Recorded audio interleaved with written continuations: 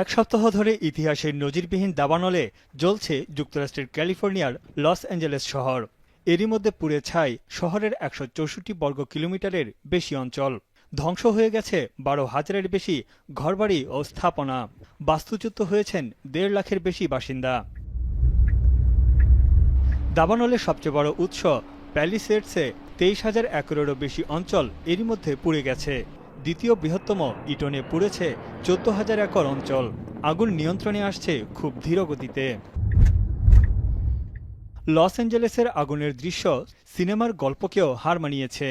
চোখের সামনে পুড়ে যাচ্ছে তাদের বাড়িঘর।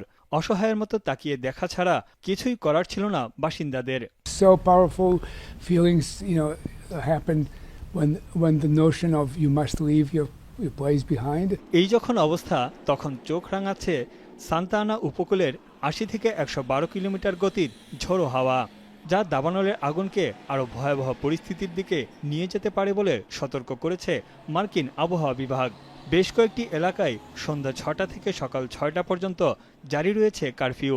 এই মুহূর্তে আগুন নেভানোকেই বেশি গুরুত্ব দিচ্ছে স্থানীয় প্রশাসন। এদিকে বাসাবাড়িতে লুটপাটের অভিযোগে নতুন করে আরও ১০ জনকে গ্রেপ্তার করেছে স্থানীয় পুলিশ। এদের মধ্যে একজনের বিরুদ্ধে অগ্নিসংযোগের অভিযোগও আনা হয়েছে।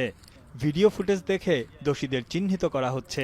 The promise that we made when we started this, that these criminals would be arrested, they would be prosecuted, and they will be maximally punished, is a promise we are keeping.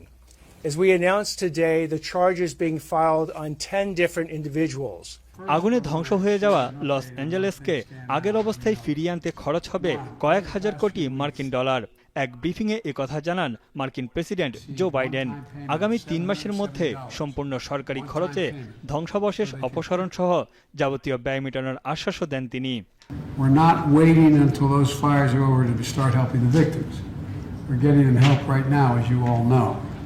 People impacted by these fires are going to receive one-time payment of $770, one-time payment, so they can quickly purchase things like water.